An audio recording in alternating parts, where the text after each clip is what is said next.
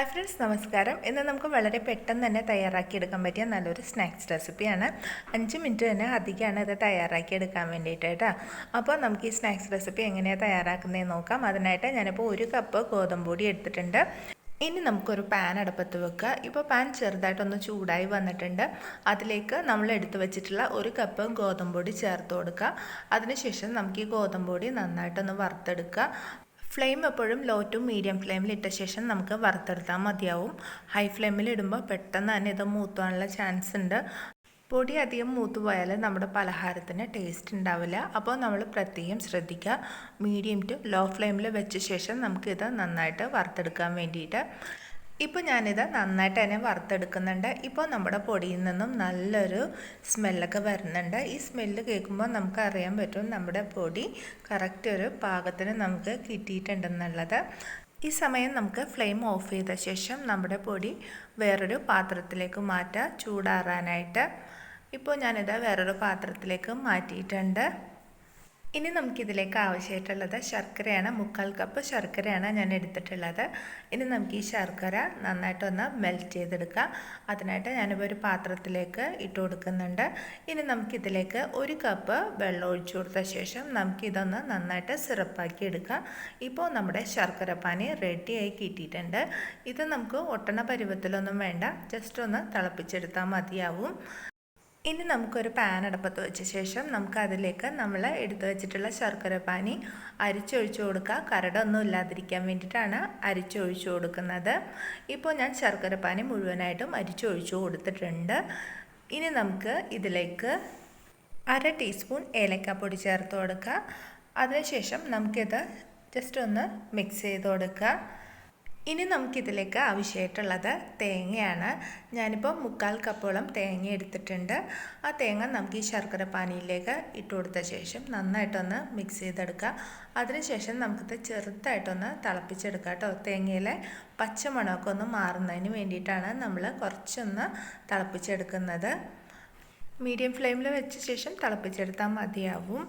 ഇപ്പോൾ നമുക്കിവിടെ നല്ലൊരു സ്മെല്ലൊക്കെയാണ് കേട്ടോ. ഏലക്കാടയും ശർക്കരയും തേങ്ങയും കൂടി ആയപ്പോൾ നല്ലൊരു സ്മെല്ലൊക്കെ ആയിട്ടുണ്ട്.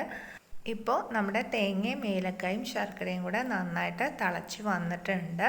ഇനി നമുക്ക് ഇതൊന്ന് നന്നായിട്ട് മിക്സ് ചെയ്ത് കൊടുക്കുക.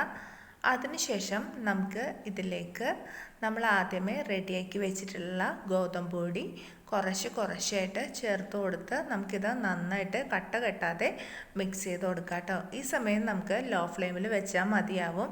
കാരണം ഇത് പൊടി നമ്മൾ ചേർത്ത് കൊടുക്കുന്നത് കൊണ്ടിട്ട് പെട്ടെന്ന് അടുക്കിപ്പിടിക്കാനുള്ള ചാൻസ് ഉണ്ട്. അതുകൊണ്ടിട്ട് നമുക്ക് ലോ ഫ്ലെയിമിൽ വെച്ച ശേഷം നന്നായിട്ടൊന്ന് മിക്സ് ചെയ്ത് കൊടുക്കുക. ശർക്കരയും തേങ്ങയും എല്ലാം തന്നെ പൊടിയിലാവുന്നത് പോലെ തന്നെ നന്നായിട്ട് മിക്സ് ചെയ്തെടുക്കണം. കട്ടകളൊന്നും ഇല്ലാതെ തന്നെ നമുക്കിത് നന്നായിട്ട് മിക്സ് ചെയ്തെടുക്കണം. ഇപ്പോൾ ഞാനിത് നന്നായിട്ട് തന്നെ മിക്സ് ചെയ്തെടുത്തിട്ടുണ്ട്. ഇനിയിപ്പോൾ നമുക്കിത് കുറച്ചൊന്ന് മയപ്പെടുത്തി എടുക്കാം കേട്ടോ. കുറച്ച് നേരം കൂടെ നമുക്ക് ലോ ഫ്ലെയിമിൽ വെച്ച ശേഷം നന്നായിട്ടൊന്ന് മയപ്പെടുത്തി എടുക്കുക. അപ്പോഴാണ് നമ്മുടെ ഈ സ്വീറ്റിന് നല്ലൊരു സോഫ്റ്റ് ഉണ്ടാവും. അതുകൊണ്ടിട്ടാണ് ഞാൻ കുറച്ച് നേരം കൂടെ വെച്ച് മയപ്പെടുത്തി എടുക്കുന്നത്. ഇനി നമുക്കിതിലേക്ക് നല്ലൊരു രുചിക്കും ഫ്ലേവറിനും വേണ്ടിയിട്ട് നമുക്കിതിലേക്ക് 2 ടീസ്പൂൺ നെയ്യ് ചേർത്ത് കൊടുക്കുക. നെയ്യ് നമുക്ക് 2 ടീസ്പൂൺ അതല്ല അതിൽ കൂടുതൽ വേണം എന്നുണ്ടെങ്കിൽ കൂടുതൽ ചേർത്ത് കൊടുത്താൽ അത്രയും നല്ല ടേസ്റ്റ് ഉണ്ടാവും. ഞാനിപ്പോൾ ഇതിലേക്ക് 2 ടീസ്പൂണാണ് ചേർത്ത് കൊടുത്തിട്ടുള്ളത്. ഇനി നമുക്കിത് നന്നായിട്ടൊന്ന് മിക്സ് ചെയ്തെടുക്കുക. പൊടിയുടെ എല്ലാ ഭാഗത്തും നെയ്യ് ആവുന്നത് പോലെ തന്നെ നന്നായിട്ട് മിക്സ് ചെയ്ത് കൊടുക്കണം. ഈ സമയം നമുക്കിതിലേക്ക് കുറച്ചുകൂടെ നെയ്യ് ചേർത്ത് കൊടുക്കണം എന്നുണ്ടെങ്കിൽ ചേർത്ത് കൊടുക്കുക. അപ്പോഴേക്കും നല്ലൊരു ഫ്ലേവറും നല്ലൊരു ടേസ്റ്റും ആയിരിക്കും. കുട്ടികൾക്കൊക്കെ നല്ല ഇഷ്ടത്തോടു കൂടെ കഴിക്കാൻ വേണ്ടിയിട്ട് കുറച്ചുകൂടെ നെയ്യ് ചേർത്ത് കൊടുക്കുകയാണെങ്കിൽ ഒന്നും കൂടെ ടേസ്റ്റ് ആയിരിക്കും കേട്ടോ. ഇപ്പോൾ ഞാനിത് നന്നായിട്ട് തന്നെ മിക്സ് ചെയ്ത് മയപ്പെടുത്തി എടുത്തിട്ടുണ്ട്.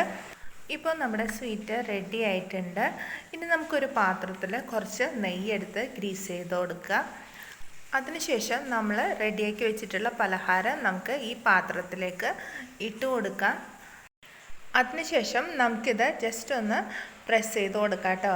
ഞാനിപ്പോൾ ഇത് നന്നായിട്ട് പ്രസ് ചെയ്തെടുത്തിട്ടുണ്ട്. ഇനി നമുക്ക് ഇതിൻ്റെ മുകളിൽ ഡ്രൈ ഫ്രൂട്ട്സ് വെച്ചിട്ട് അലങ്കരിക്കാവുന്നതാണ്.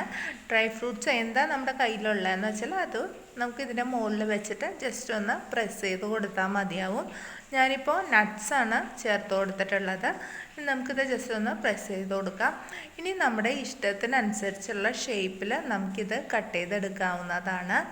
ഇപ്പോൾ നമ്മുടെ പലഹാരം റെഡി ആയി കഴിഞ്ഞിട്ടുണ്ട്. കുട്ടികളൊക്കെ നന്നായിട്ട് കഴിക്കുന്ന നല്ലൊരു ഹെൽത്തി ആയിട്ടുള്ള നല്ലൊരു റെസിപ്പിയാണ്. ട്രൈ ചെയ്ത് നോക്കണം. ഇത് നമുക്ക് തയ്യാറാക്കാൻ വേണ്ടിയിട്ട് വെറും 5 മിനിറ്റ് തന്നെ അധികമാണ്. അപ്പോൾ നമ്മുടെ ഈ സ്വീറ്റ് റെസിപ്പി തീർച്ചയായിട്ടും ട്രൈ ചെയ്ത് നോക്കണം കേട്ടോ. ഇതിൻ്റെ രുചി നമ്മൾ കഴിച്ച് നോക്കുമ്പോഴേ അറിയാൻ പറ്റുള്ളൂ. അത്രയ്ക്കും നല്ല ടേസ്റ്റ് ആയിട്ടുള്ള നല്ലൊരു രുചിയാണ്. അപ്പോൾ നമ്മുടെ ചാനൽ ആദ്യമായിട്ട് കാണുന്ന കൂട്ടുകാരാണെന്നുണ്ടെങ്കിൽ സബ്സ്ക്രൈബ് ചെയ്യാൻ മറക്കരുത്. ഒപ്പം തന്നെ ലൈക്ക് ചെയ്യുക, ഷെയർ ചെയ്യുക. അടുത്ത ദിവസം നല്ലൊരു റെസിപ്പിയുമായിട്ട് വീണ്ടും കാണാം. നന്ദി, നമസ്കാരം.